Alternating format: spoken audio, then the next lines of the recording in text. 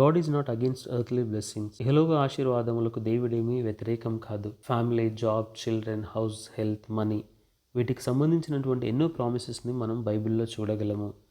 తను నమ్మినటువంటి బిడ్డలను ఎంతగానో ఆశీర్వదించడము మనము చూడగలము. అయితే అన్నింటికంటే ప్రభువు ప్రధానంగా కోరుకునేది పరలోకమందు మన కొరకు ఉంచబడినటువంటి స్వాస్థ్యం. దాని కొరకు నిరీక్షణ కలిగి ఉండాలి. ఎన్నో సంవత్సరాలుగా క్రైస్తవ్యంలో ఉండి ఈ నిరీక్షణ లేకపోవటం అనేది ప్రభువును బాధించే విషయమే. వాక్యము స్పష్టంగా సెలవిస్తుంది మన పౌరస్థితి పరలోకమందున్నదని. ఇటువంటి నిరీక్షణ కలగపోవటానికి రెండు ప్రధానమైనటువంటి కారణాలు ఉన్నాయి. ఒకటి, సత్యమైనటువంటి బోధ వినటం లేదు.